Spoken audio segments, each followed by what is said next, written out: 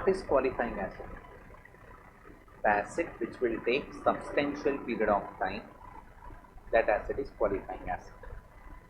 The acid which will take substantial period of time to get ready for its intended use or intended sale, that is qualifying acid. उसका interest capitalise करने का, मतलब acid में add करने का PNL में, पूरा standard borrowing cost से रिलेटेड है। बोरोइंग मतलब लोन, लोन के ऊपर जो भी खर्चा करते हैं that is cost, borrowing cost. Main expense interest होता है, और भी कुछ एक्सपेंस होते हैं जो अभी मैं बात करूँगा। बहुत सिंपल स्टैंडर्ड है, छोटा सा स्टैंडर्ड है, within 1 hour 15 minutes clear ही हो जाएगा। ध्यान दिया तो फटाफट हो जाएगा। करें, स्टार्ट करें। देखो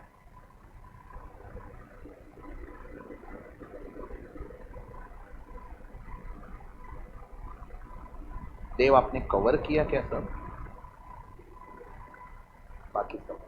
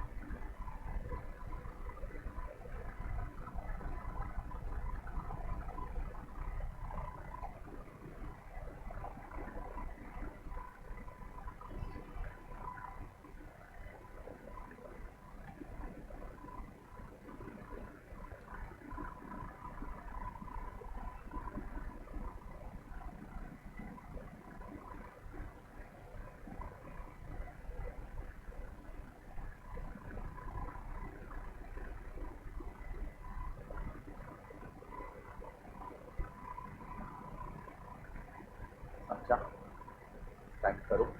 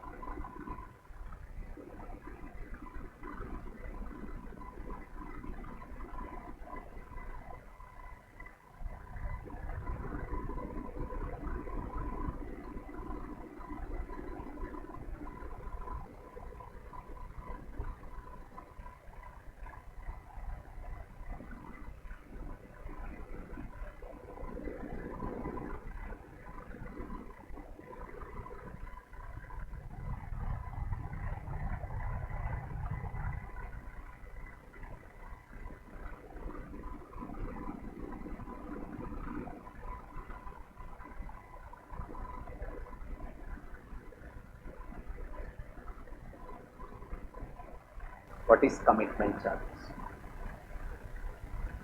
It is charged by lender between sanction date and disbursement. हमने एक लोन बैंक से सैंक्शन करवा लिया, बट हम उसका डिस्बर्समेंट 1 महीने के बाद ले रहे हैं। बैंक को हमने बोला कि हमको 1 करोड़ का लोन चाहिए, बैंक ने बोला आपके पेपर सबमिट करो, हमने पेपर सबमिट किए, बैंक ने लेटर लिख के दिया कि 1 करोड़ का लोन पास किया। फिर जब भी आपको लेना है तभी आप ले सकते हो, और वो लेटर 6 महीने तक चलता है। तो मैंने 1 महीने के बाद में डिस्बर्स करवाया, तो बैंक बोलता है कि उसका हम कुछ चार्जेस करेंगे। क्यों? क्योंकि आपको हमने कमिटमेंट दिया ना कि आपका 1 करोड़ हमने साइड में निकाल के रखा है, आप 1 महीने के बाद दिए, तो we will charge you what? Commitment charges. It is a part of borrowing cost. समझा कि नहीं समझा? लिखना है, ब्रैकेट में लिखो, charged by lender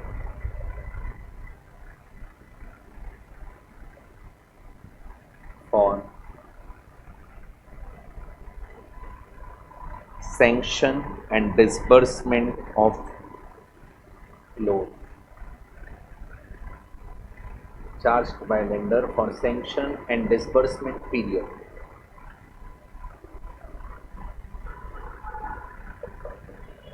Clear?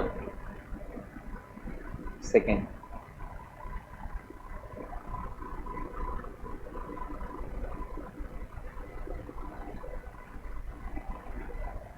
amortization of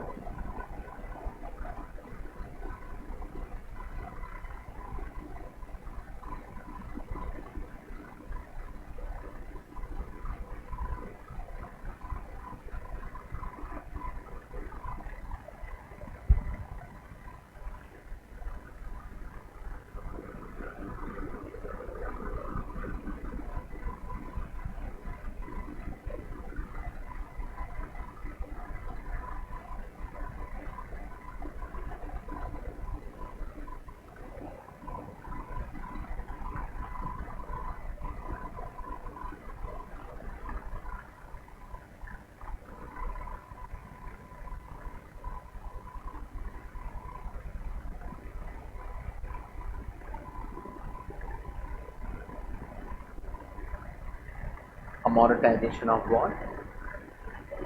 Discount. Amortization of discount on issue of debenture. मेरे को बोलो, डिबेंचर डिस्काउंट पे इश्यू हो सकता है? हो सकता है। ये डिस्काउंट किधर दिखता है? एसेट में दिखता है। फिर over the period of debenture हम उसको राइट ऑफ करते हैं। राइट ऑफ करेगा तो पीएनएल में जाएगा।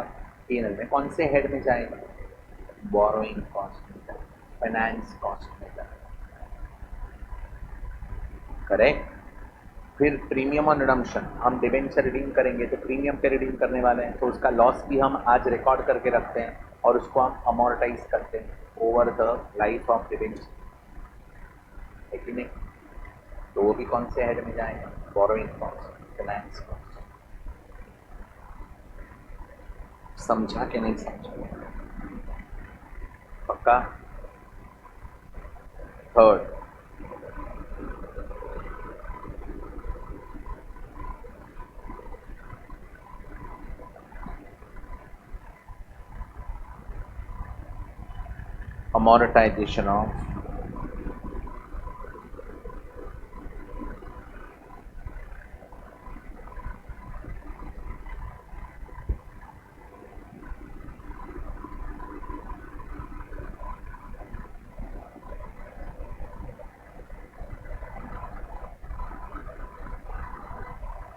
amortization of ancillary cost in connection ancillary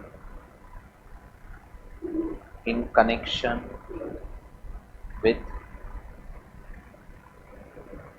borrowings.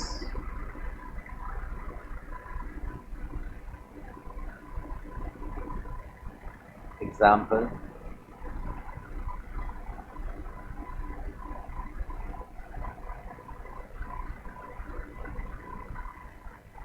processing fees,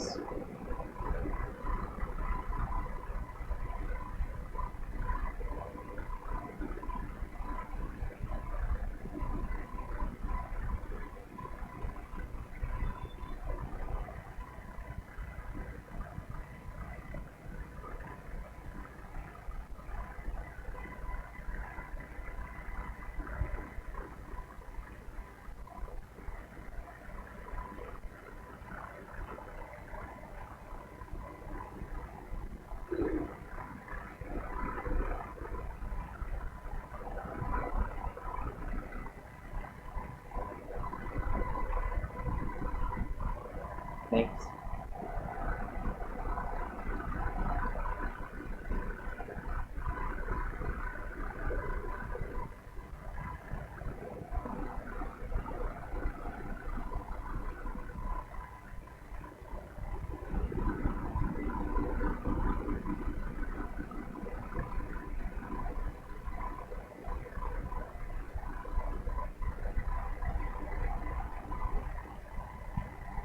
finance charges on asset acquired under finance lease.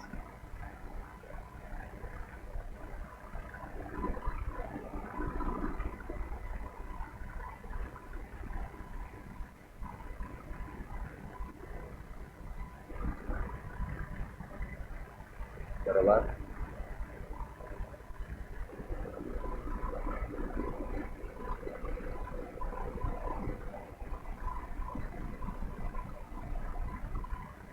exchange difference arising from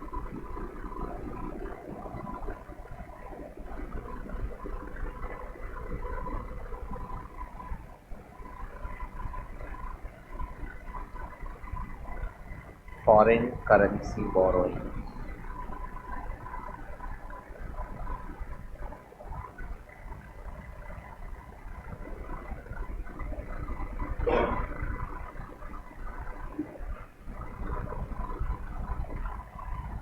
Regarded as an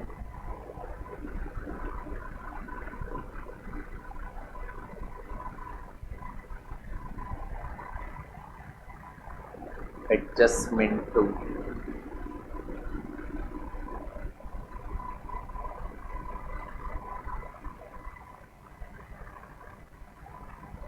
interest costs.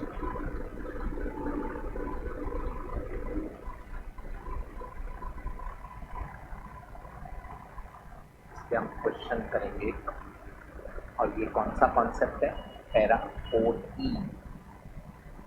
ये सब paragraph 4 में दिया है। ये 4A है, 4B है, 4C है, 4D है, 4E। पैरा 4E बहुत पॉपुलर है।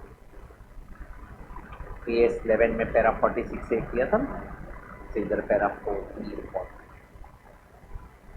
करेक्ट एवरीबॉडी, समझा क्या हम लोग बात कर रहे हैं? मतलब हम किसका बात कर रहे हैं इधर? Meaning of borrowing cost and components. हाँ,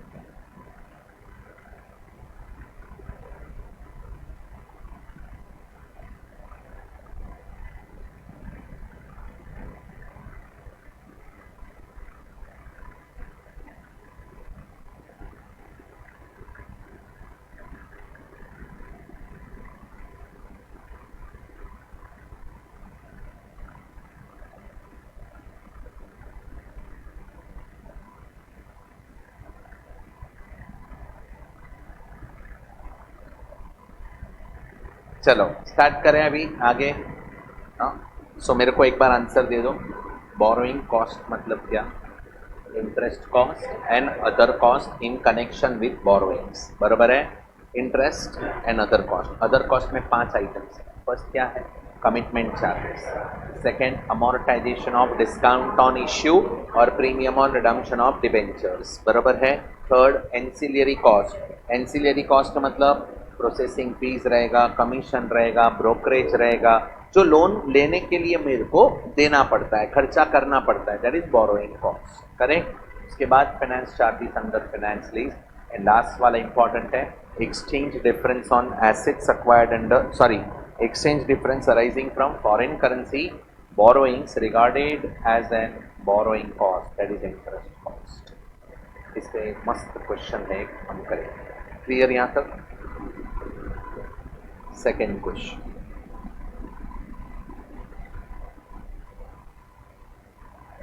क्वालिफाइंग एसेट। नहीं, इंटरेस्ट में कुछ नहीं, इंटरेस्ट है। हद हो गया।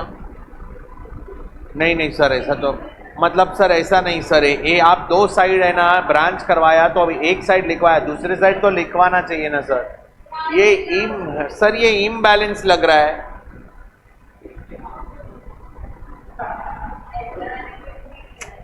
नहीं, वो मेरे को नहीं बोले, मेरे को बोलेगी। हाँ, मैंने क्या बिगाड़ा उसका?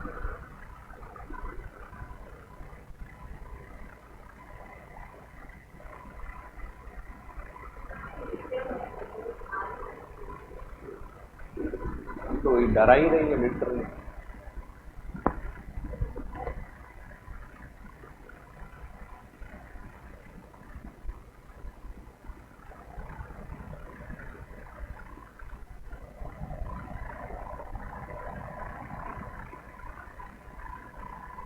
चलो आगे बढ़े। हाँ, क्वालिफाइंग एसेट मतलब क्या? Asset which will take substantial, ये सब लिखना पड़ेगा आंसर में। Asset which will take substantial period of time to get ready for its intended use or sale, that is qualifying asset. अगर एसेट क्वालिफाइंग एसेट है, उसके ऊपर अगर लोन लिया है, लोन पे इंटरेस्ट पे कर रहा हूँ, तो वो इंटरेस्ट कैपिटलाइज होगा।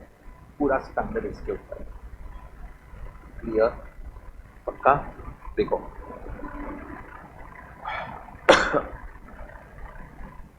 it is an asset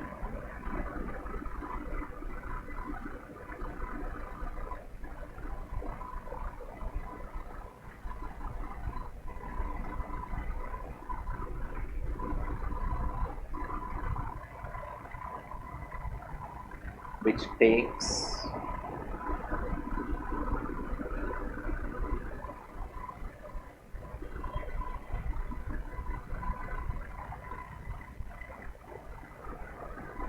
substantial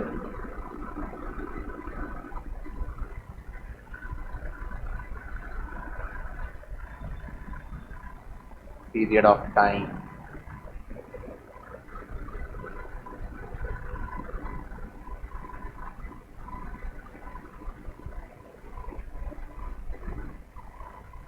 to get ready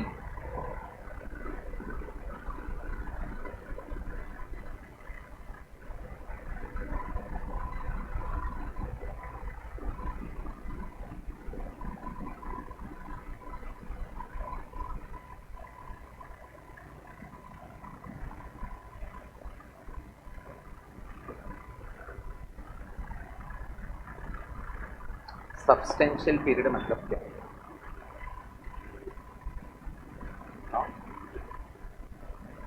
reasonably longer period, reasonably longer period. यहाँ पे हम क्या लेंगे वो सुन लो। 3 महीने से ज़्यादा टाइम लगा तो we can say it is substantial. Correct? क्योंकि बहुत जन बोलते हैं substantial period is more than 12 months, but अपने इतने सारे सम्स हैं जिसमें 12 महीने के अंदर एसेट रेडी होने वाला है, और फिर उसको भी वो लोग क्वालिफाइंग एसेट लेंगे एंड फिर उसका इंटरेस्ट कैपिटलाइज करेंगे। तो 3 महीने से ज़्यादा टाइम लगा तो we can say it is substantial. Do you agree with this? बाकी कहाँ पे भी डिफाइन नहीं किया, it is a judgement, it is a जज, हमें जज करना है कि ये सब्सटेंशियल है क्या। Correct?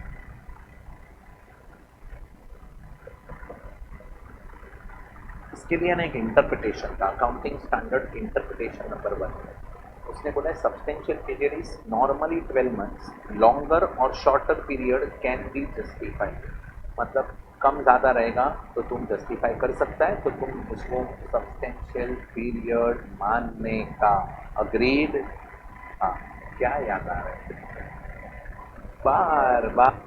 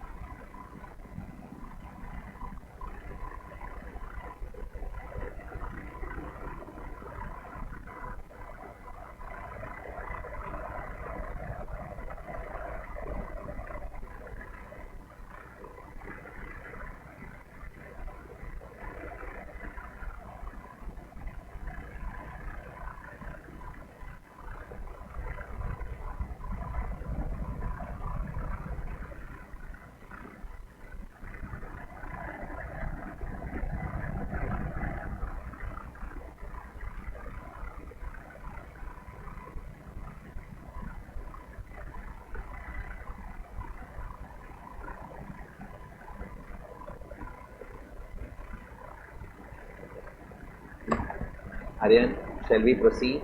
Yeah. So, what do you mean by qualifying asset?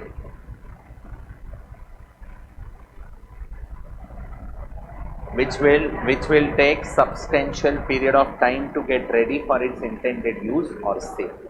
वो एसेट को हम क्या बोलेंगे? हाँ, अब इसके एग्जाम्पल लिखते हैं.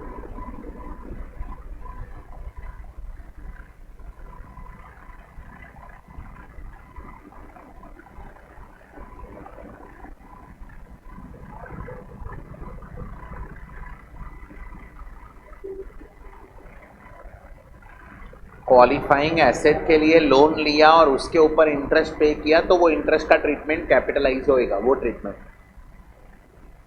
समझा. अब इसीलिए बोला ध्यान दो, तुम कोर पार्ट मिस करेगा सब जगह पे फंस जाएंगे. बड़े बड़े क्वेश्चन है उसके, practical standard.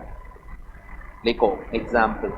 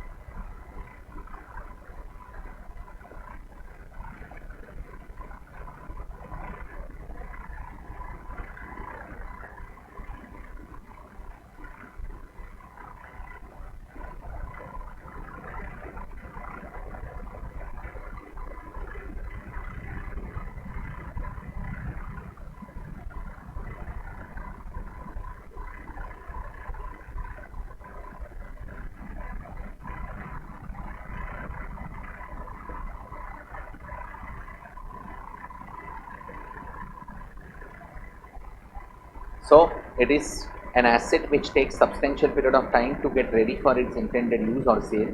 Tangible fixed asset, it is in construction process or acquired but not ready for use. Clear? Second.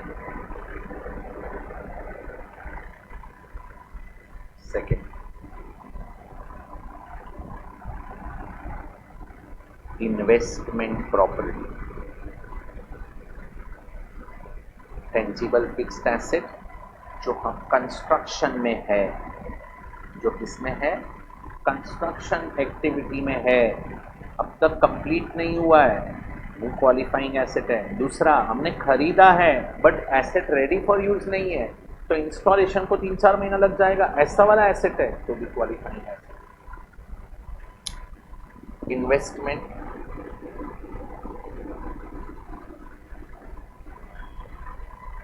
Property.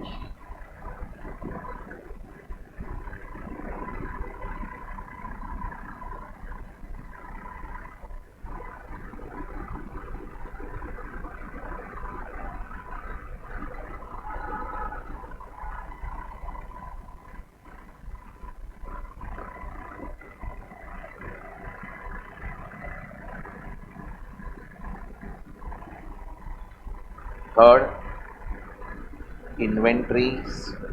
See, normally inventories takes shorter period of time to get ready, but if any inventory will take more period of time, longer period of time, that is substantial period of time to get ready for its intended sale, then that inventory is qualifying asset. Like अपना aircraft बनाने का company, तो वो aircraft हमारे लिए inventory है, उसको बनाने को टाइम लगता है, उसके लिए मैंने लोन लिया है, तो वो इंटरेस्ट कैपिटलाइज करने का मतलब एसेट में ऐड करने का। करेक्ट। शिप बनाने का कंपनी है, बड़ा शिप बनाते हैं हम लोग, वो शिप बनाने को सालों लग जाते हैं, वो हमारे लिए इन्वेंट्री है, बट उसके लिए मैंने लोन लिया है, तो उसका इंटरेस्ट इन्वेंट्री में ऐड करने का, पीएनएल में नहीं करने का। Wine, wine manufacturing company, I have heard, I don't know, older wine is better wine, that I have heard, I don't know, correct. तो वो लोग वाइन वाले क्या, लोन लिया है, वाइन बनाते हैं और स्टोर करके रख देते हैं, तो जो लोन पे इंटरेस्ट पे करते हैं वो वाइन में ऐड करते जाएंगे, वाइन के कॉस्ट में, ऑब्वियसली वाइन के कॉस्ट में वो ऐड होते जाएगा, करेक्ट, पीएनएल में नहीं जाएगा, मतलब एक साथ में पहले पीएनएल में नहीं जाएगा, वो पीएनएल में जाएगा अल्टीमेटली, धीरे धीरे जाएगा, या जब भी बेचेंगे तभी जाएगा।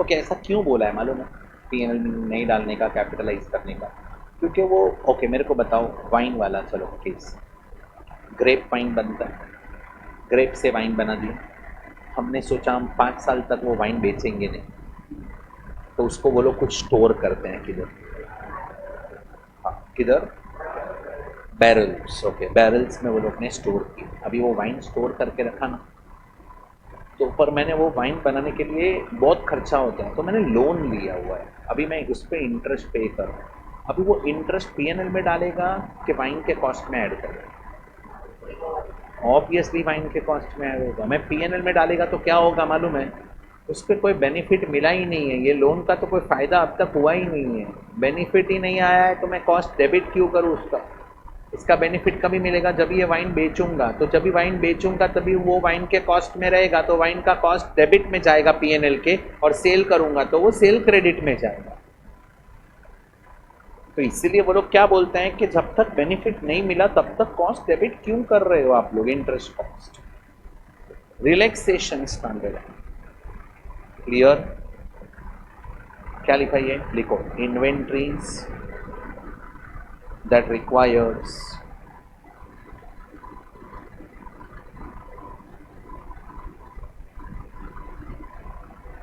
substantial period to bring them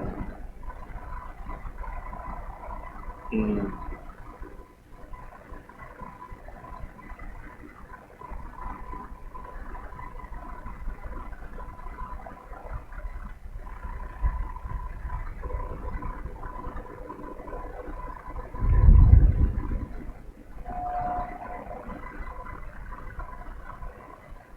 you know चीज़, ये चीज़ बनाने को भी साल लग जाता है, घर पे कोई चीज़ नहीं बनाता, चीज़ ऑलवेज रेडीमेड लेते हैं, पनीर बनाते हैं, चीज़ बनाने को स्टोरेज करना पड़ता है, और वो स्टोरेज का बहुत कॉस्ट, बड़े बड़े कंपनीज ही बनाते हैं, चीज़ is also inventory but it is quality.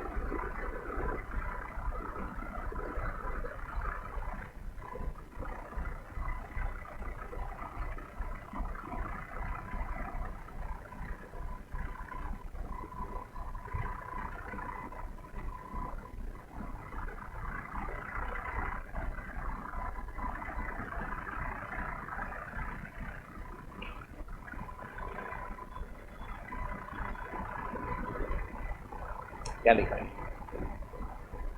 मतलब ये क्वालिफाइंग एसेट नहीं है, लिखो, asset ready for use at the time of acquisition.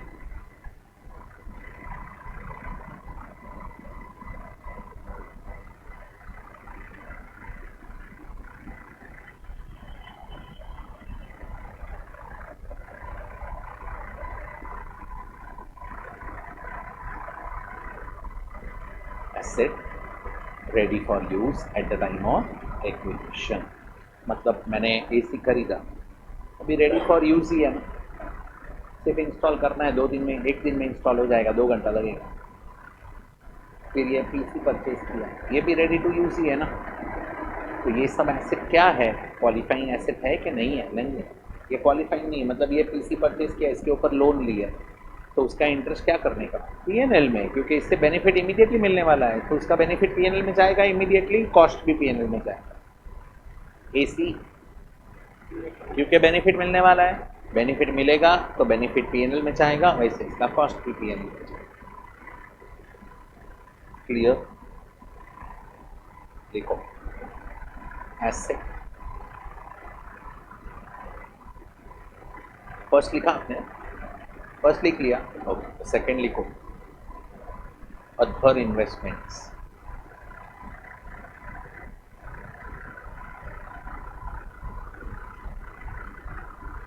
मतलब ऊपर क्या लिखा है? इन्वेस्टमेंट प्रॉपर्टी है ना, ये क्वालिफाइंग एसेट है। बट उसके अलावा कोई भी इन्वेस्टमेंट रहेगा, लाइक मैंने शेयर्स में इन्वेस्ट किया, लोन लिया और शेयर में इन्वेस्ट किया, क्यों इलीगल है? हाँ बरोबर बोल रही है, to get leverage we may do it, will it is called as trading on equity. तो भी इलीगल क्यों है? लोन नहीं दिया, लोन रीपे नहीं किया तो शेयर्स बेचेगा और देंगे, हो जाता है, वो इलीगल नहीं है। पेनल्टी देगा, उसका सब एसेट सीज करेंगे, कोर्ट में जाएंगे, वो सब ठीक है। बट लोन लेके शेयर में पैसा डाला, बरोबर, अभी ये शेयर में पैसा डाला मैंने, वो क्वालिफाइंग एसेट है कि नहीं?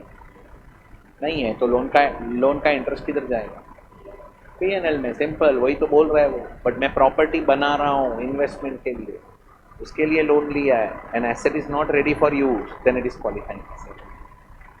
बरोबर है? लिखो, अदर इन्वेस्टमेंट लिखा second. Third, inventories routinely manufactured on repetitive basis.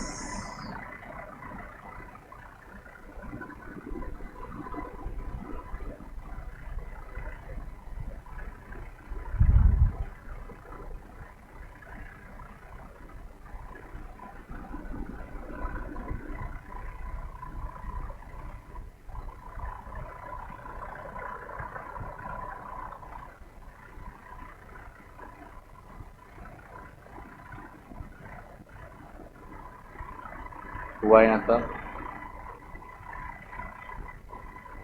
Clear? Qualifying asset समझा? कितना पॉइंट हो गया देख लो, मीनिंग हो गया, क्वालिफाइंग एसेट हो गया। What is next? किसका अकाउंटिंग ट्रीटमेंट? परफेक्ट।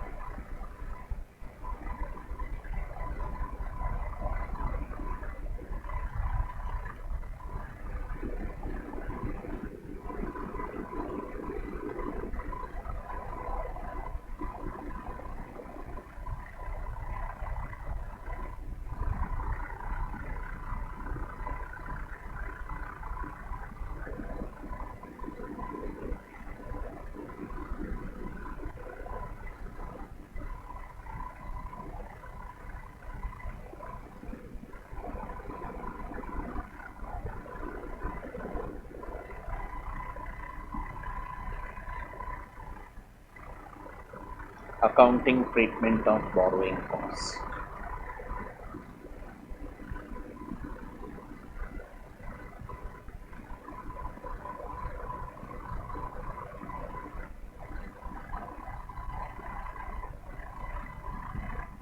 या तो कैपिटलाइज करेंगे,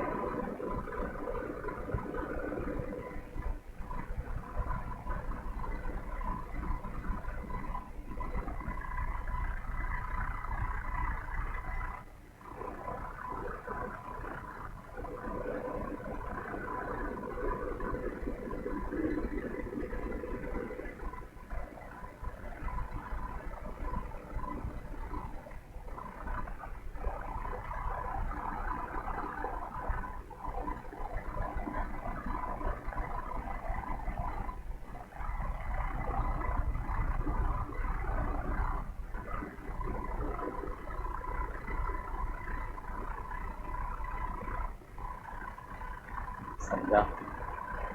फिर क्या लिखा इधर में?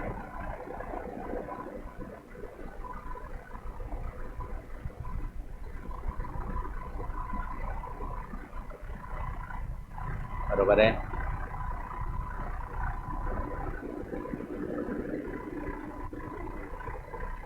What is the treatment of borrowing cost? या तो कैपिटलाइज होगा या तो पीएनएल में चार्ज होगा। अभी कैपिटलाइज कभी होगा? सो लिखो ई, ये लैंग्वेज दिखना पड़ेगा सब जगह पे। ई borrowing cost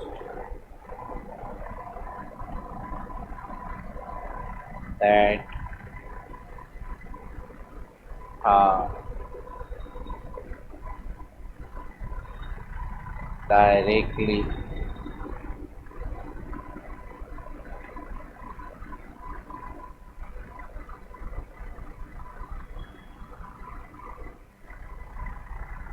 attributable to the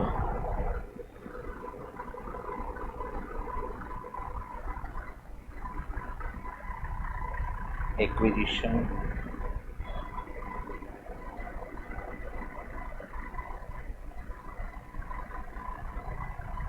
construction,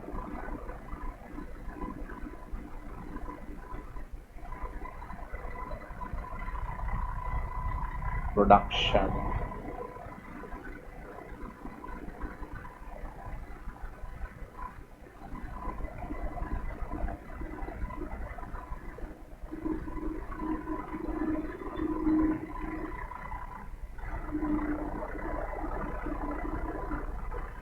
ये लैंग्वेज दिखना पड़ेगा।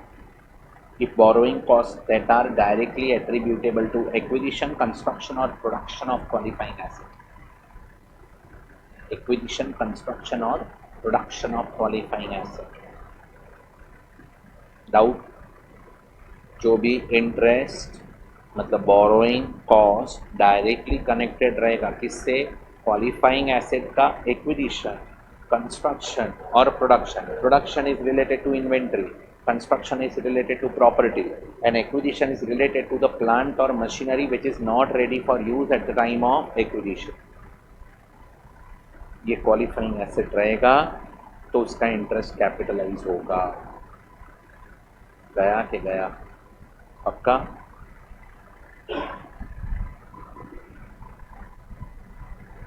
Okay,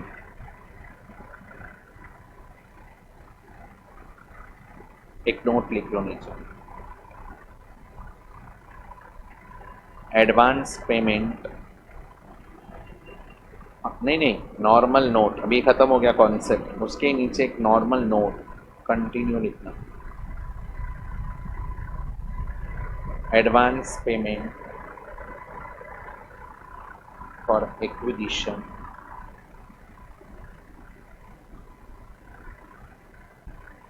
or construction of asset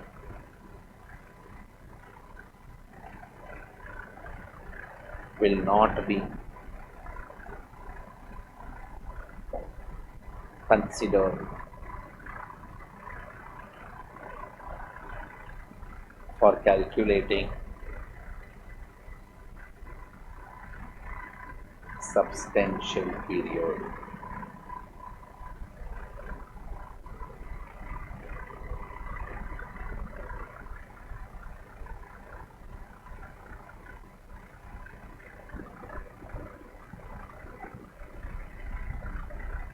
clear?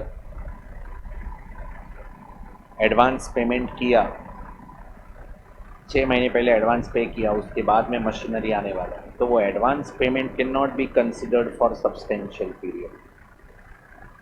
6 महीने पहले एडवांस, वो फॉरेन से मशीनरी मंगवा रहा हूँ, बोल रहा है एडवांस दो भाई थोड़ा, एडवांस के लिए मैंने लोन लिया है, तो एडवांस को हम क्वालिफाइंग एसेट का पीरियड के लिए कंसिडर नहीं करेंगे। That will not be considered for substantial period. Clear? चलो अभी जो नेक्स्ट डिस्कशन है इम्पॉर्टेंट है।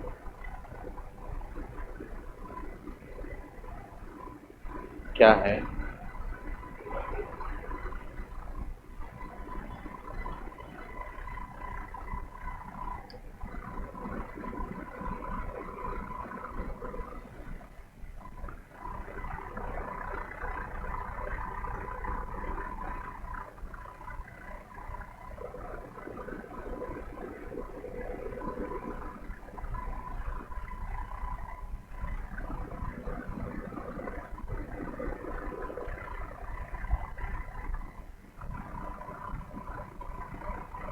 क्या लिखा?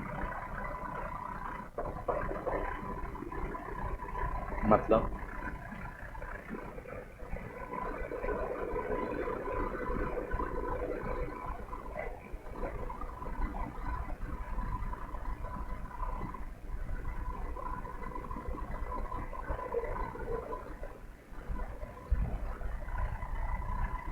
कैपिटलाइजेशन स्टार्ट कब से करना का, एंड कब होगा, स्टॉप कभी होगा, और बीच में काम बंद हो गया तो क्या करने का। सो 3 है, commencement of capitalisation,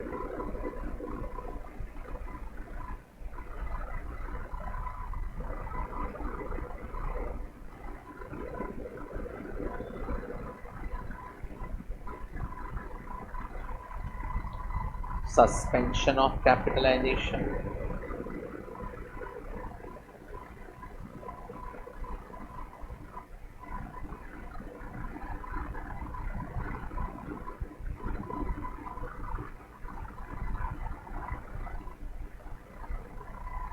cessation of capitalization,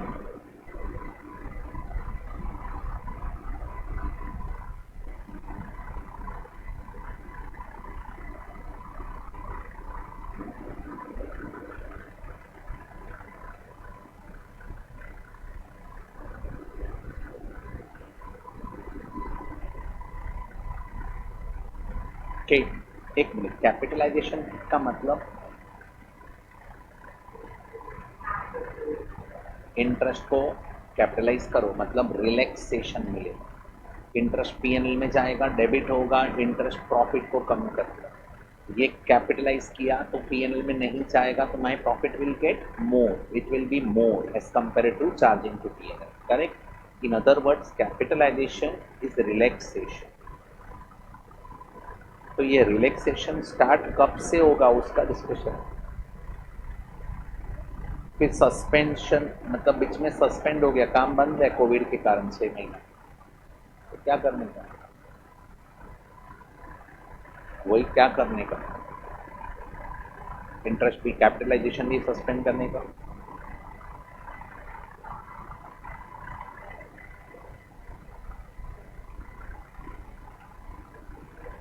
cessation stoppage मतलब अभी कभी बंद करने का, इंटरेस्ट कैपिटलाइज करने का। कैसे?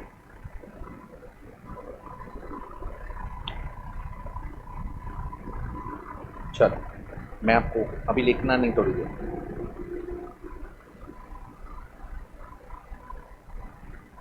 फर्स्ट अप्रैल 2019 में काम चालू किया,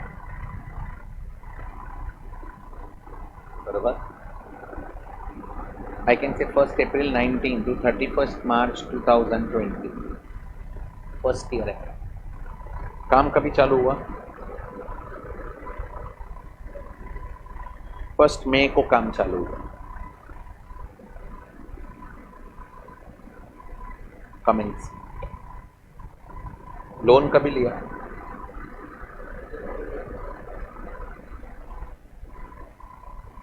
इंटरेस्ट कभी से पे करेंगे? ये 1 महीने का इंटरेस्ट, काम चालू हो गया उसके बाद 11 महीने का इंटरेस्ट। 1 महीने का इंटरेस्ट किधर जाएगा? पक्का? एंट्री बोलो।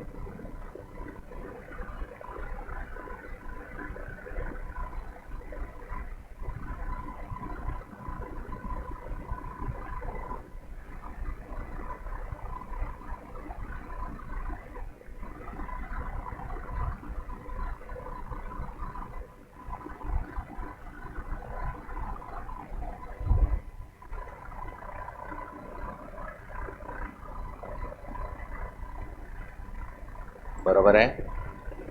ये 11 महीने का इंटरेस्ट क्या करेंगे?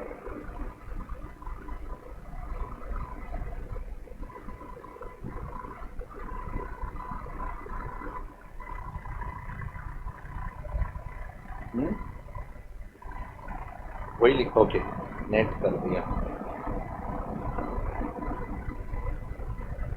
इंटरेस्ट ट्रांसफर इधर कैपिटलाइज करेंगे 11 महीना, क्यों? काम चालू हो गया। क्या एंट्री आएगा?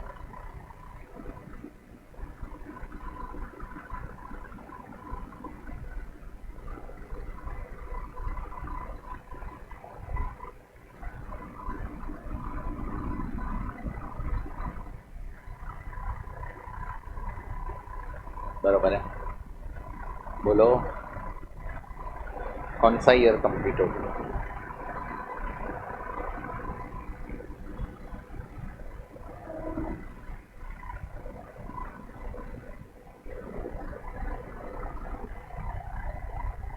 सेकेंड ईयर आया। सेकेंड ईयर में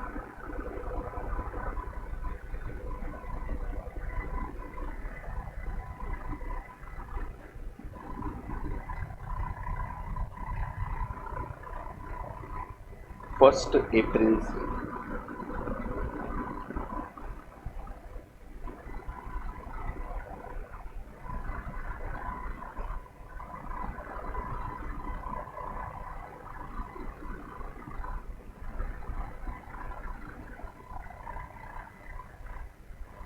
30 सितंबर तक काम सस्पेंड हो गया, मतलब बंद हो गया। पहले बोलो ये 3 महीने का इंटरेस्ट क्या करेंगे?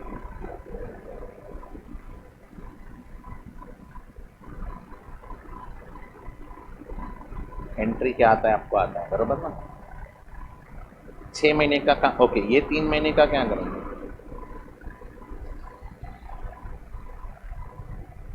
ये 6 महीने का क्या करेंगे?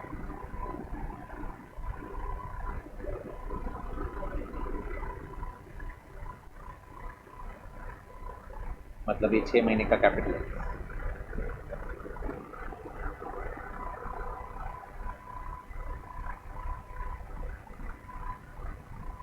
Of course, but opinion capital.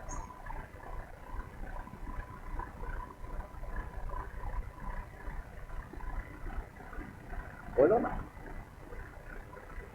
मतलब ये 6 महीने का इंटरेस्ट भी कैपिटल।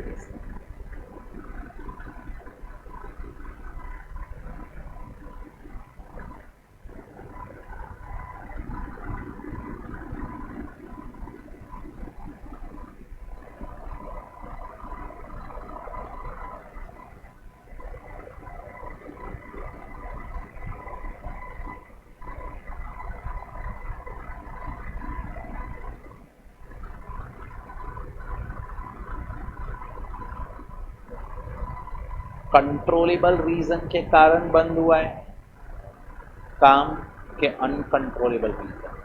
ये 6 महीने में लॉकडाउन था अपने कंट्री में, तो इंटरेस्ट को कैपिटलाइज करने का, capitalization is our relaxation will continue and uncontrollable reason रहेगा तो what is controllable reason? Okay, uncontrollable में और एक बोलो, ब्रिज बना रहे हैं, रिवर या सी के ऊपर ब्रिज बना रहे हैं और बारिश आया और ओवरफ्लो हो गया, काम बंद हो गया। Possible, not possible? Possible. Controllable, uncontrollable? Uncontrollable, capitalization continue करो। तीसरा, इंडिया में हम लोग व्हीकल बना रहे हैं, सेमीकंडक्टर ही नहीं मिल रहे। There is a scarcity of semiconductor in the country. एक पार्ट होता है, वो पार्ट के बगैर तुम्हारा गाड़ी चल ही नहीं सकती। क्या करना? बोलो। ये सारे अनकंट्रोलेबल रीजंस हैं। कंट्रोलेबल, लेबर यूनियन ने स्ट्राइक कर दिया, कंट्रोलेबल है बॉस। तुम वेजिस नहीं बढ़ाएगा तो स्ट्राइक होने ही वाला है, क्या करेंगे बोलो?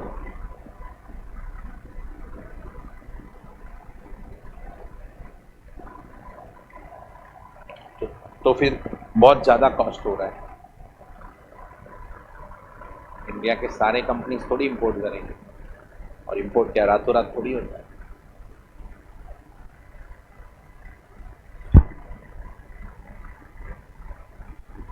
गवर्नमेंट ड्यूटीज भी रहेगा, मालूम पड़ा कार का कॉस्ट बढ़ गया। और मैक्सिमम कार कंपनी कैसा है, including Maruti, just in time follow करते हैं। ऑर्डर आया तो बनाएंगे, इसलिए तो वेटिंग रहता है। पार्ट सब रेडी रहते हैं, असेंबलिंग ऑर्डर आया तभी करते हैं। इंजन तो रेडी ही है ना। अभी ग्रैंड विटारा में जो इंजन है वही अर्टिगा का इंजन, XL6 का इंजन है, सेम के सीरीज इंजन, 1500 सीसी है सब। फिर बॉडी चेंज करना है, पार्ट चेंज करने हैं। नेक्सा का प्रोडक्ट रहेगा मारुति में तो हैवी मेटल यूज़ करते हैं, अरेना रहेगा तो लाइट मेटल यूज़ करते हैं। इसीलिए अरेना के सारे प्रोडक्ट देखो ओला उबर में चलते हैं, क्यों? लाइट मेटल है तो गाड़ी लाइट है, लाइट है तो एवरेज ज़्यादा देगा और सिक्योरिटी कम है। थोड़ा टच होता है तो मारुति दब जाता है। वही जर्मन कार रहेगा, Volkswagen, Skoda, they will have different metal. Tata अलग लेवल है यार। रीलॉन्च जो हुआ है ना लॉकडाउन के बाद, क्या बनाया कर, बाप रे बाप, गाड़ी देखो एक्चुअली, कर्व देखा ना यार, क्या गाड़ी बनाया है उसने। और हैरियर, सफारी से ज़्यादा मुझे हैरियर अच्छा लगा, बहुत ज़बरदस्त अलग लेवल है। और इसका जो मेटल यूज़ किया है उसमें एवरेज कम रहता है। टाटा की गाड़ी में कैसा है, पहले क्यों नहीं लेता था पब्लिक, क्योंकि मेंटेनेंस हेवी था। अभी मेंटेनेंस सब कम हो गया है, टाटा में भी रिजनेबली कम है। मारुति का मेंटेनेंस बहुत कम रहता है, बहुत कम, पर एनम 5-6 थाउजेंड का बिल आता है, दैट इज रिजनेबल। बाकी अभी हुंडई का कार था मेरे पास, i20, एक पार्ट खराब हुआ 7,500-8,000 लेके ले जाता। यही मारुति रहेगा तो 2-3 हज़ार में मिल जाएगा। बाहर से तो इजीली एक्सेसिबल, मतलब हाँ। अभी सेमीकंडक्टर समझा आपको, सेमीकंडक्टर का अगर कंट्री में स्कैरसिटी है अनकंट्रोलेबल, कांट टेल। और वो अभी लास्ट ईयर इंडिया में था वो प्रॉब्लम, उसको पता रहेगा, इसीलिए कार का डिलीवरी लेट हो रहा है। मारुति में तो अर्टिगा बुक करो 9 महीना वेटिंग बोल रहे हैं, ग्रैंड विटारा बोलेंगे तो 3-4 महीना वेटिंग बोल रहे हैं। मैंने बुक किया था विटारा, 6 महीना वेटिंग था।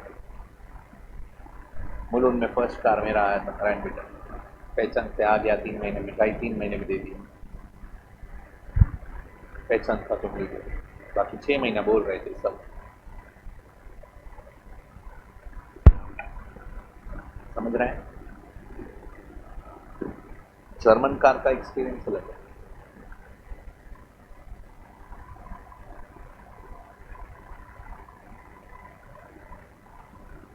लो सेगमेंट में भी है ना, लो में भी है ना, वॉक्सवैगन, स्कॉडा, बहुत अच्छा। एनीवेज आपको समझाइए, सीमेंट का स्कैरसिटी है, बोलो अनकंट्रोलेबल। लेबर स्ट्राइक पे गया है, उसका वेजेस बढ़ाएगा तो वो स्ट्राइक पे नहीं जाता, कंट्रोल तो उसको पीए नहीं बढ़ाएगा। समझा नहीं समझा?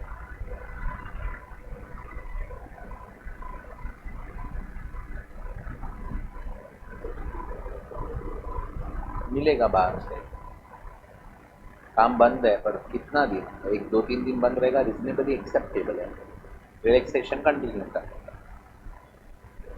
अभी अभी बताता हूँ, चल सुन। मुंबई में कंस्ट्रक्शन काम के लिए, कंस्ट्रक्शन चालू है, देख अभी सारे बंद हुए हैं थोड़े थोड़े। क्यों बंद हुए मालूम? BMC रूल लाया कि कितने मुलुंड में 180-200 कंस्ट्रक्शन चालू है एट द टाइम, इतने बिल्डिंग बन रहे हैं। अभी ये कंस्ट्रक्शन के कारण कैसा हो रहा है, बहुत हेवी पॉल्यूशन हो रहा है। Actually 90% of Mulund is covered by greenery, but बहुत हेवी पॉल्यूशन। क्यों? ये लोग का सीमेंट और वो जो काम करते हैं ना उसका पार्टिकल्स बहुत आ जाता है। तो BMC ने रूल लेके आया, तुम इधर सीमेंट बना ही नहीं सकते, तुमको सीमेंट बनाना है तो वो लोग ने तुर्बे में एक जगह दी है, वहाँ पे जाओ, सीमेंट बनाओ और फिर यहाँ पे लेके आओ। उसके कारण काम बंद हो गया, क्योंकि it will cost you a lot. वो बोलते हैं मैं उधर बना के इधर लेके आऊँगा और मेरा हैवी कॉस्ट इनकर हो रहा है। अभी ये क्या हो गया, अनकंट्रोलेबल है कि नहीं? तो इसमें इंटरेस्ट रहेगा उसको क्या करने का, कैपिटलाइज का। अभी ये देखो थर्ड ईयर आया, थर्ड ईयर में क्या हुआ मालूम है? 31 जैन को वर्क, कंस्ट्रक्शन वर्क कंप्लीट हो। कितना महीना? 10 महीने का इंटरेस्ट क्या करेगा?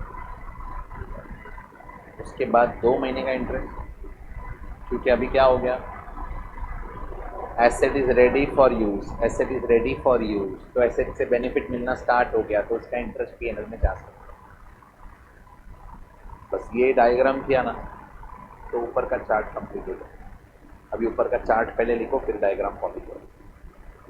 लिखो commencement of capitalization. Diagram draw नहीं करना, पहले मैं थियरी दे देता हूँ। लिखो, if following three conditions are satisfied cumulatively,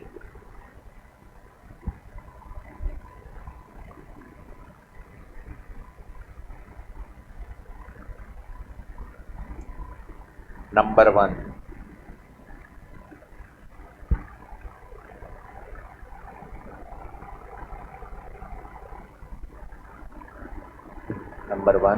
expenditure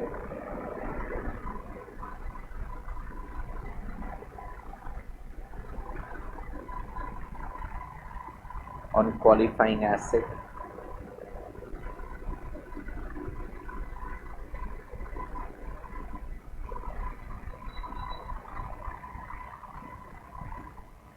being incurred.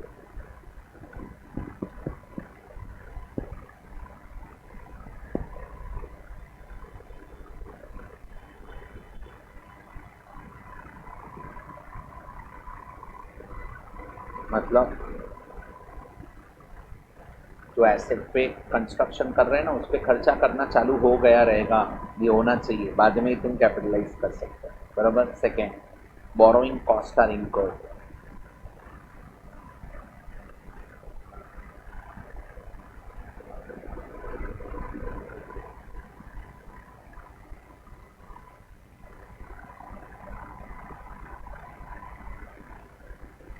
Third,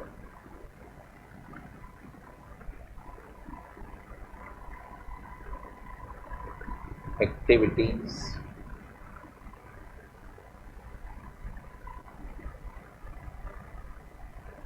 that are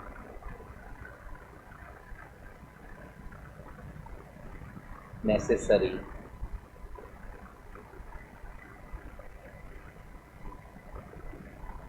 to prepare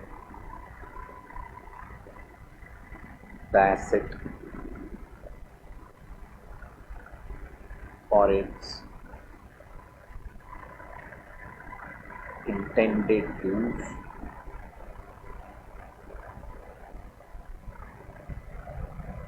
or sale, comma, are in progress.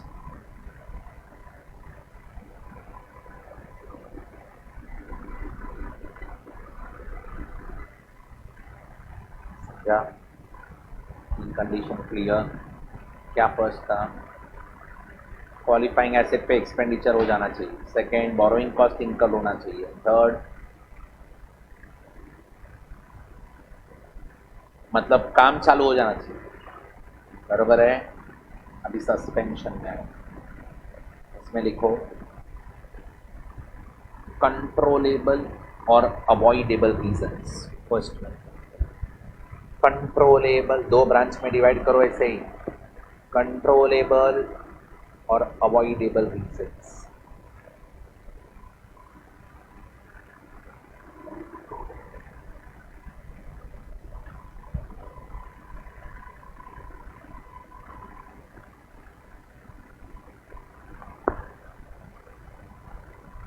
नीचे एरो करके, borrowing cost should not be capitalised,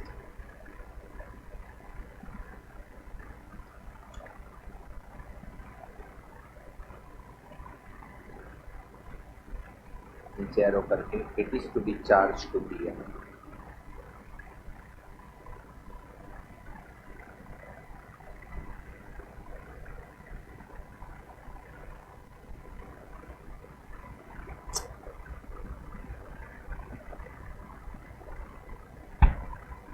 समझा? सेकेंड ब्रांच, अनकंट्रोलेबल और unavoidable reasons.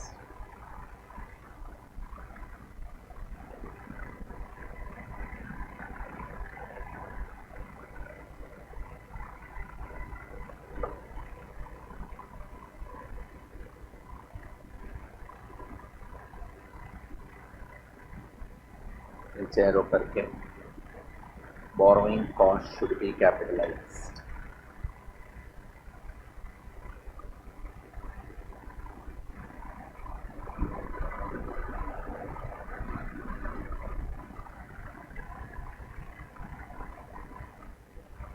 clear? Last,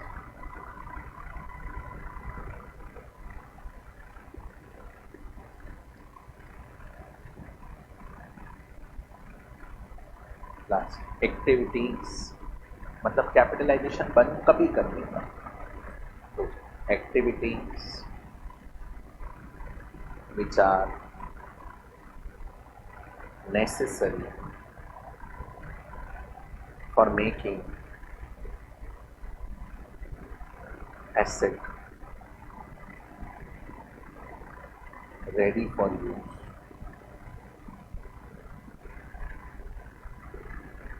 or sale are complete.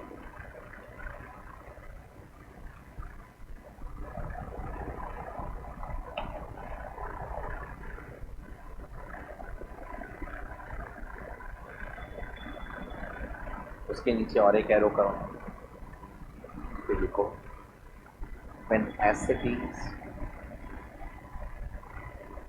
completed in part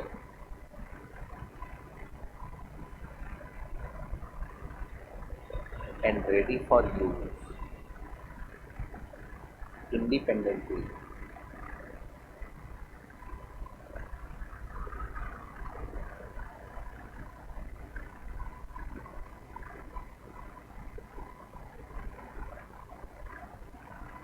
मतलब एक asset का ऐसा बोला है कि बिल्डिंग बना रहे हैं, 4 फ्लोर रेडी हो गए और हम इंडिपेंडेंटली यूज़ भी कर सकते हैं वो 4 फ्लोर को, तो वो 4 फ्लोर का इंटरेस्ट का कैपिटलाइजेशन सस्पेंड हो जाएगा और वो पीएनएल में जाएगा।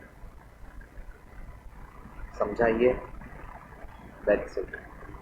अब ये ड्रॉ करना है आपको, नीचे वाला कर लो, जल्दी जल्दी ड्रॉ करो।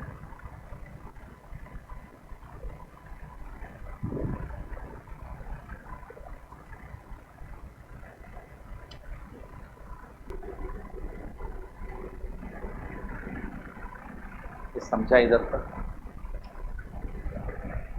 अब ये एक ही कॉन्सेप्ट बचा, टाइप्स ऑफ बोरोइंग्स। तो कभी करेंगे मालूम है, एक पहले 2-3 सम कर लेते हैं, उसके बाद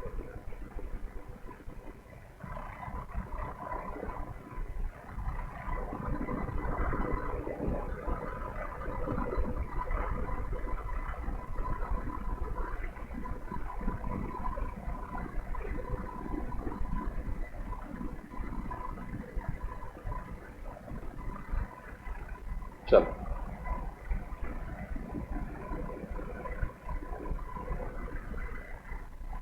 क्वेश्चन नंबर 1,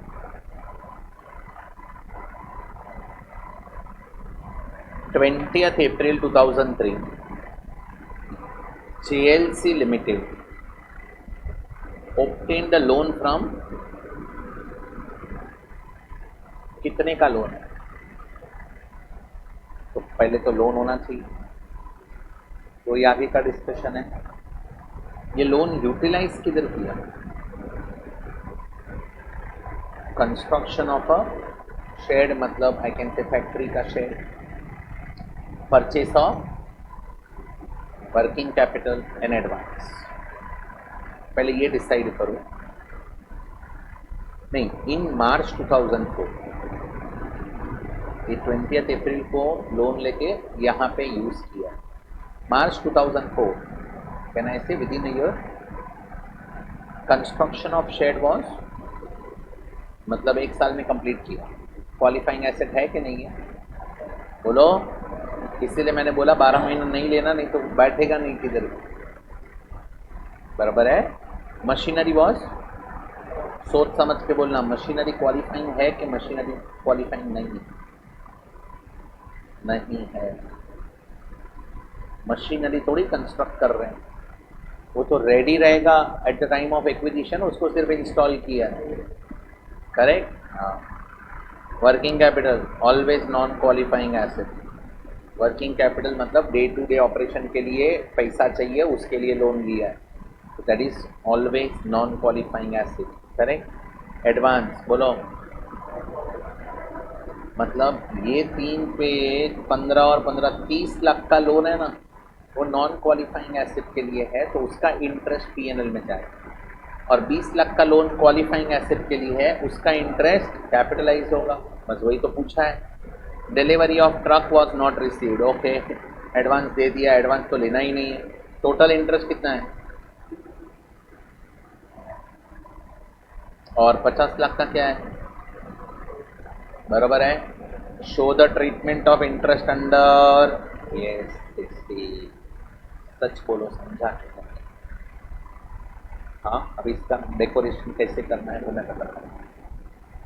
देखो, मैं आपको सिस्टम बताता हूँ, हाउ टू राइट, अपने पास मस्त सिस्टमेटिकली टेबल बना के प्रेजेंट करना, फिर वैसे एक सम हुआ ना तो 5 हो जाएंगे, ऐसे ये 5, नहीं नहीं नहीं, वो जब भी आएगा तभी लिखवाएगा। कोई कोई स्टैंडर्ड में कैसा है, बिट्स एंड पीसेस में थियरी करते हैं, कोई कोई स्टैंडर्ड में पूरा थियरी के बाद क्वेश्चन करते हैं। यहाँ पे AS11 में भी वैसे ही किया, देखो, as per AS16 borrowing cost,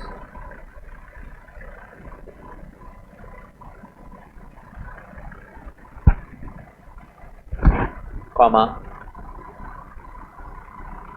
if borrowing cost is directly attributable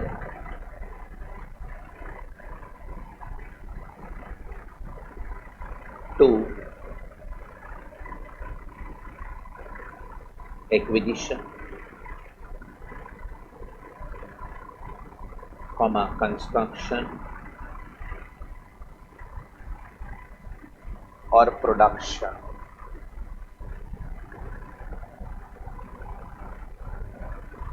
of qualifying asset,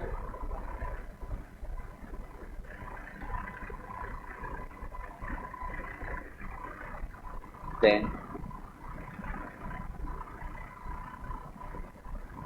borrowing cost shall be capitalized.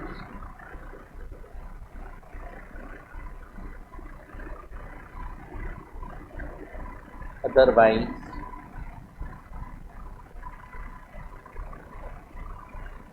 shall be expensed off in the year in which it is incurred.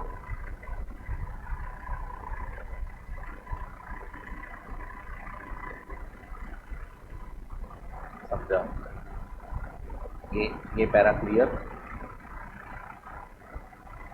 मतलब हमने क्या लिखा कि borrowing cost अगर it is directly related with construction, acquisition, construction and production of qualifying asset, then it will be capitalized, otherwise charged to PL, बराबर।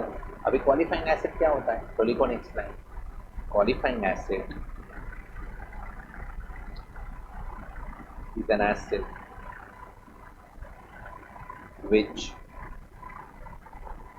takes substantial period of time to get ready for its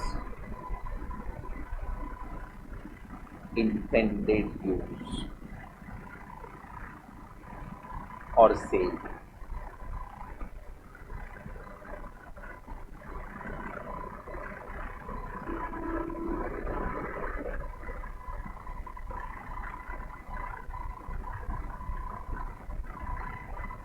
Clear?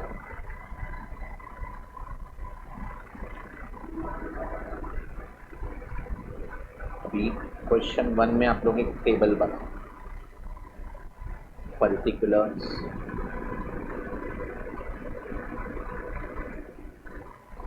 फिर types of acid,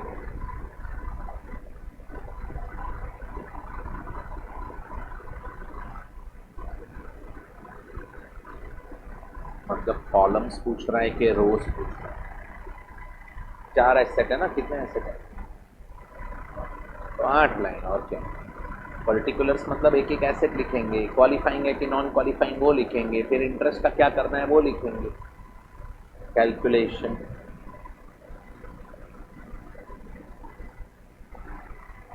फिर to B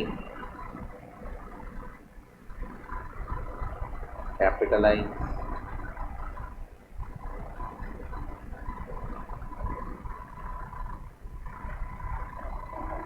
to be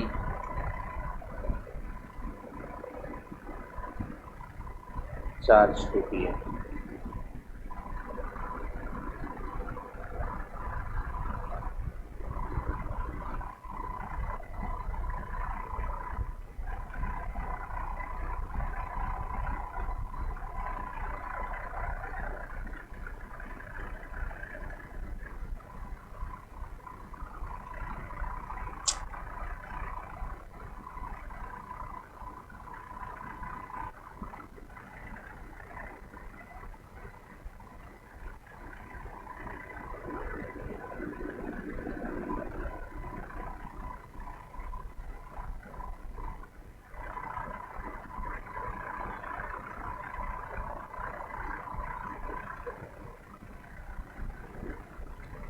लिखो construction,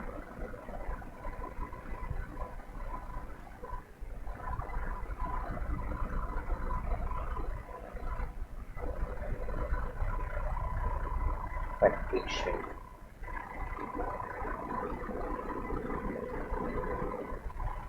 कौन सा acid है बोलोगे? Qualifying acid. हाँ, ये मेरे को बोलो, लोन कितना लिया, उस पर इंटरेस्ट कितना, उसमें से इसके लिए कितना यूज किया?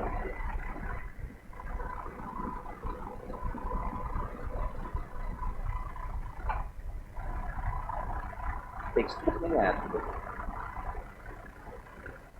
हाँ,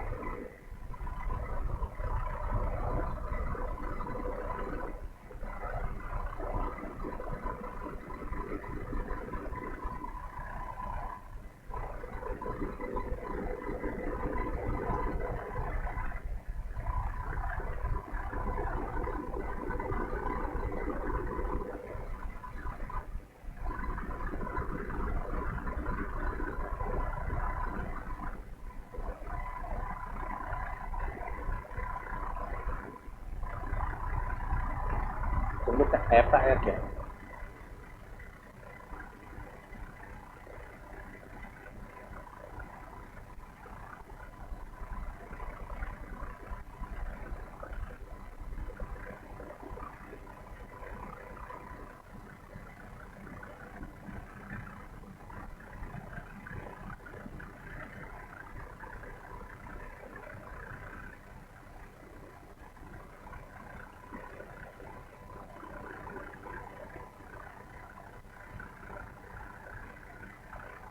कितना ये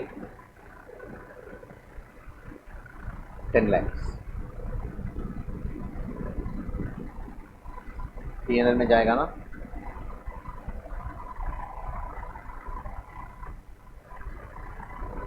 एडवांस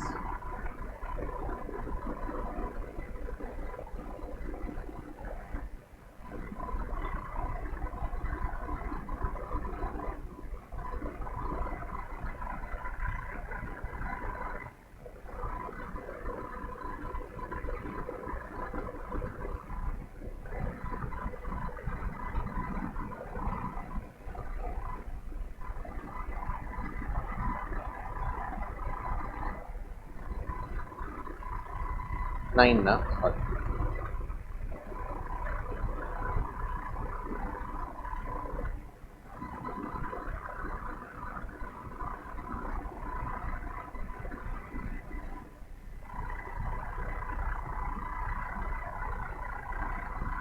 नहीं, ऐसा कोई नहीं, सिंगल भी हो सकता है।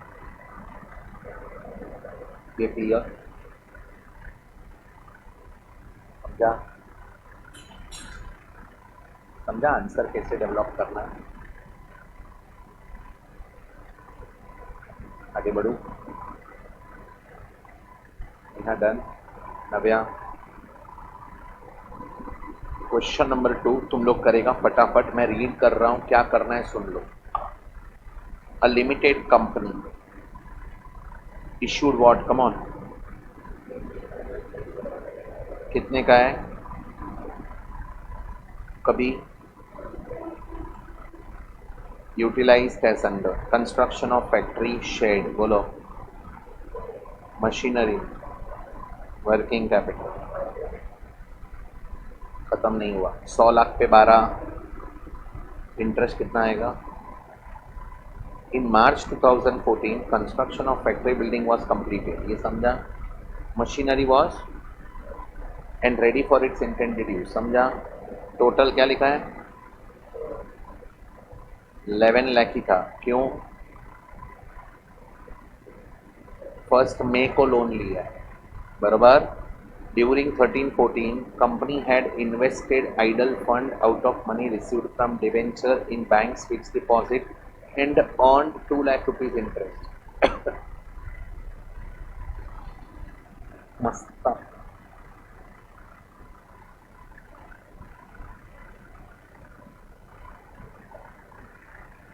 हमने डिवेंचर इश्यू किया 100 लाख का, 100 लाख का, उस पर 11 लाख का इंटरेस्ट पे किया।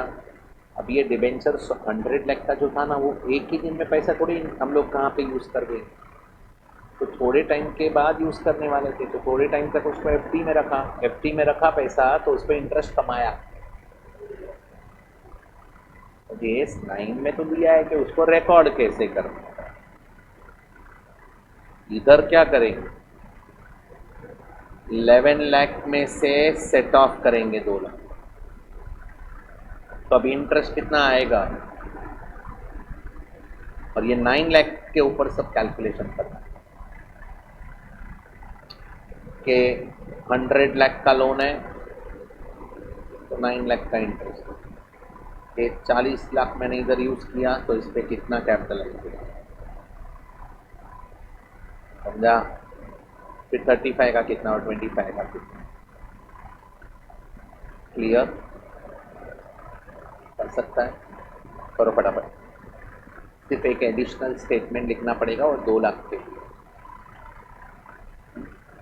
लिखो, मैं लिखवा दूँ। टेबल तुम खुद बनाएगा ना? As per AS 16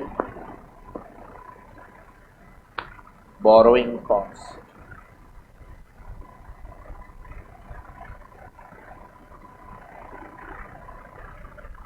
comma, if borrowing cost is directly attributable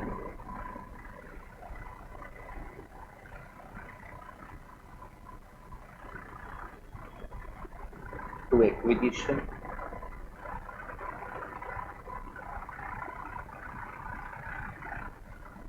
comma, construction or production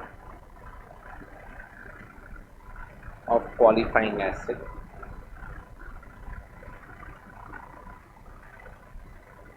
then borrowing cost shall be capitalized, or else shall be expensed on.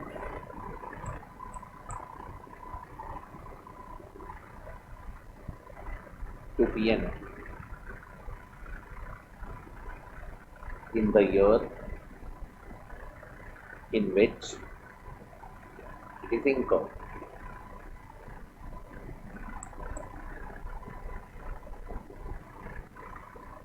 Next line. Qualifying asset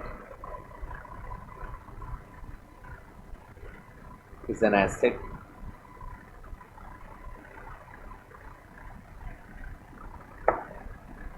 which takes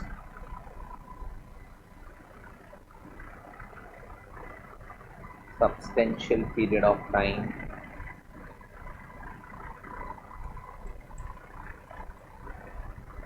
to get ready,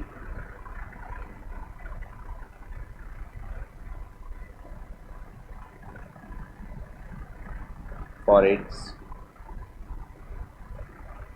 intended use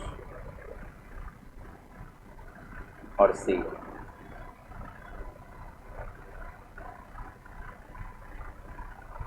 ये clear? Next line. In the given case,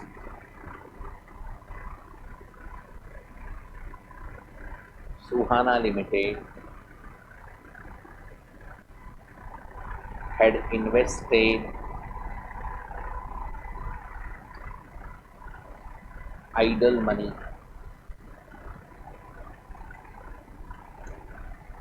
in fixed deposit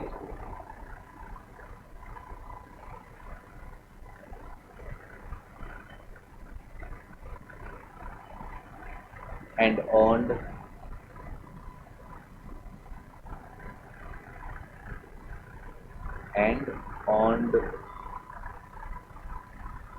interest of rupees 2 lakh on that.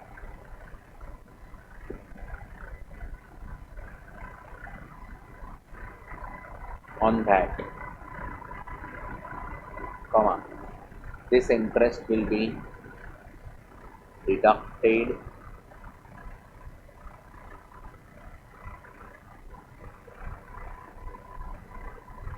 from borrowing cost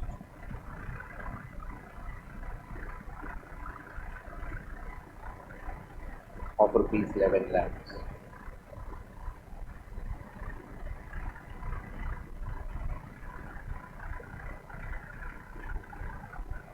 Next line. The treatment of net borrowing cost is as follows.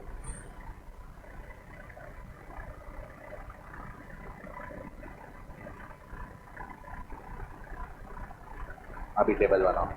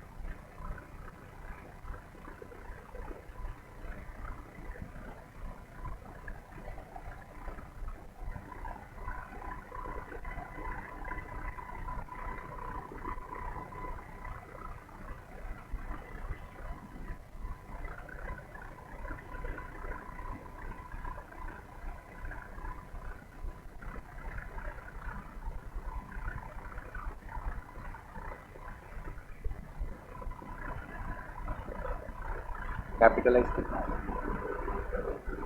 Same आया।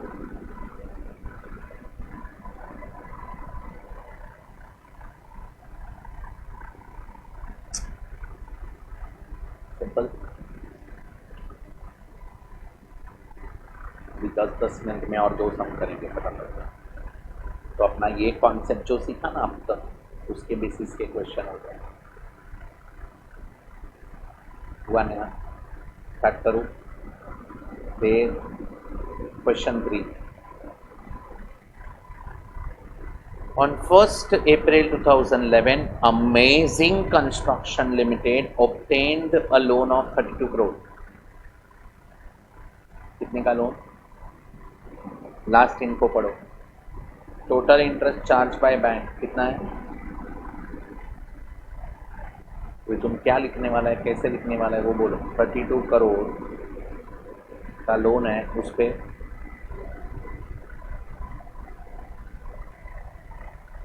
80 लाख। फिर वो cross multiply कर नहीं पाएंगे, फंस जाएंगे। बराबर। अभी चलो, construction of sea link across 2 cities. 2 city के बीच में सी लिंक बना रहे हैं। Work was held up totally for a month during the year due to high water level. तो ये पीरियड को कर क्या करने का? इग्नोर। मतलब कैपिटलाइज मतलब वो सोचो ही मत, है ही नहीं। 25 करोड़। एक मिनट में, ये क्वालिफाइंग है नॉन क्वालिफाइंग? तो कितना आएगा ये? 0 पॉइंट।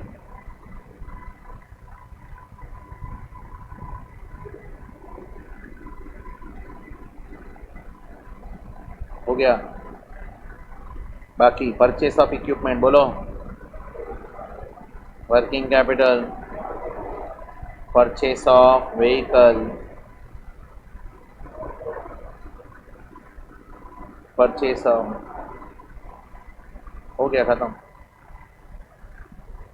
स्टोरी लिखने का, टेबल बनाने का, और एक स्टेटमेंट सिर्फ इसका लिख देना कि work was held totally for a month during the year due to high water level was uncontrollable factor, so capitalization will continue और विल नॉट बी सस्पेंडेड। जो लिखना है लिखना, एक स्टेटमेंट सिर्फ एक्स्ट्रा लिखना है, खुद करो।